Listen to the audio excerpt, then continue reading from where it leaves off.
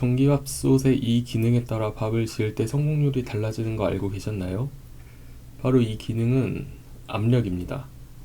압력 기능이 있는 전기밥솥을 구매하신다면 밥을 지으실 때 성공률이 올라가게 됩니다. 압력이 되면 뭐가 좋은데? 라는 궁금증을 가지시는 분들이 계실 거예요. 크게 세 가지로 인하여 밥맛에 영향을 주게 됩니다. 물의 끓는 점 상승, 압력, 밀폐. 물의 끓는 점은 100도씨이지만 압력이 높아질수록 물의 끓는 점이 올라갑니다. 0.5기압만 높아져도 끓는 점이 약 111도로 올라가게 되고, 압력에 의해 쌀에 뜨거운 증기를 침투시키게 돼서 쌀 한 톨 한 톨 머금고 있는 수분량이 올라가게 됩니다. 거기에 압력밥솥은 기본적으로 밀폐력이 상당하기 때문에 수분 손실이 적습니다. 높은 온도, 압력, 밀폐력 이렇게 삼박자가 어우러지면서 밥이 고루고루 익게 되고 찰기게 생기게 되는 거죠. 거기에 취사 속도도 상당히 빠르게 됩니다.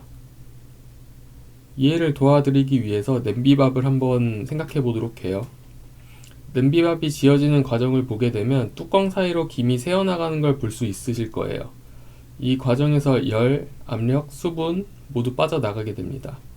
그래서 야외에 놀러가서 냄비밥을 하면 냄비 뚜껑 위에 돌을 올려놓는 이유가 여기에 있는 거죠. 돌을 올려놓으면 그래도 조금이라도 압력을 잡아 놓을 수 있으니까요. 그러니 내가 밥을 못하는 게 아니고 밥솥이 문제였던 거 아닐까요? 그래서 어떤 밥솥을 골라야 하는지 궁금하신 분들을 위해서 제가 구분하기 쉽게 알려드리도록 할게요. 전기밥솥은 크게 세 가지 방식이 있는데요. 열판 방식, 열판 압력 방식, IH 압력 방식이 있습니다.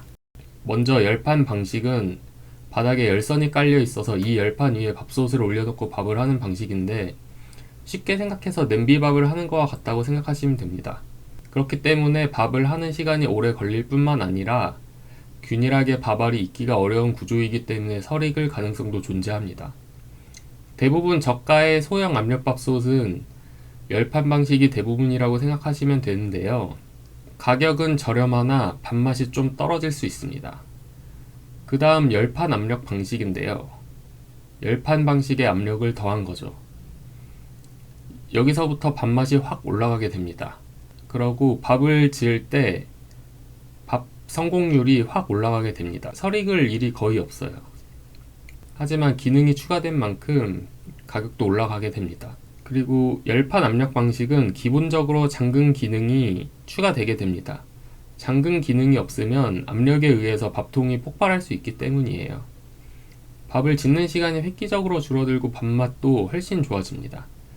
대신에 앞서 말씀드린 것처럼 이 열판 방식은 열선이 바닥에 깔려 있기 때문에 아무래도 바닥면에서 멀어질수록 열 전달이 제대로 되지 않아 위쪽 부분이 아래쪽에 비해서 덜 익을 수 있는 가능성이 있긴 있는데요.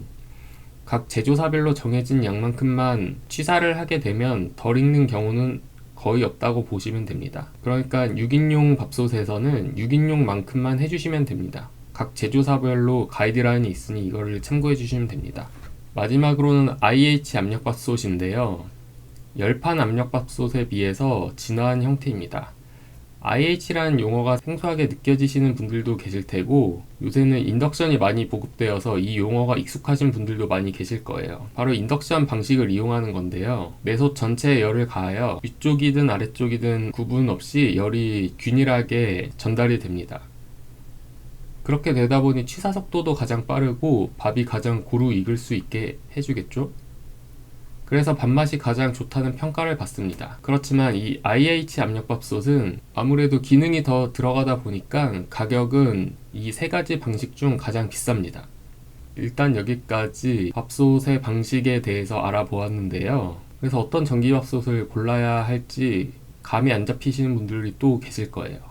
이건 개인마다 상황이 다 다르기 때문에 고려해야 할 사항이 어떤 게 있을지 한번 짚어보도록 하겠습니다. 먼저 나의 예산에 맞춰서 생각해 주시면 될 것 같고, 그래도 좀 여력이 있으신 분들은 IH 압력밥솥을 고르시면은 절대 실패할 일은 없으시고, 그리고 앞에서 말씀드린 것처럼 압력이 일단 들어가게 되면은 압력이 없는 전기밥솥보다는 훨씬 밥이 잘 되니까 최소한 그냥 열판 압력밥솥을 선택하시는 것을 추천드려요.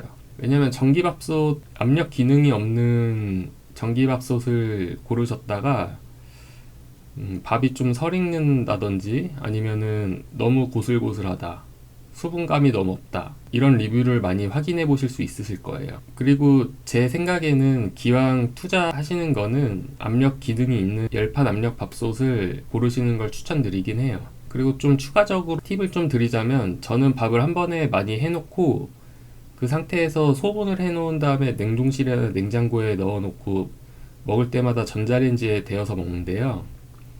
압력밥솥이 아닌 일반 열판 방식에서 지은 밥은 수분을 덜 머금고 있어서 전자레인지에 데우면 이 수분감이 많이 떨어지기 때문에 더욱더 맛이 없다고 느껴지실 거예요. 그래서 더더욱 저처럼 소분해놓고 드시는 분들은 최소 열판 압력밥솥 이상을 추천드려요. 그리고 제가 두서없이 좀 설명을 한 것 같아서 마지막으로 세 가지 방식에 대해서 다 정리를 해 두었으니 참고해 주시면 좋을 것 같습니다. 그리고 앞으로도 소형가전에 대해서 많은 정보를 받아보고 싶으시다면 구독과 좋아요 부탁드리겠습니다. 감사합니다.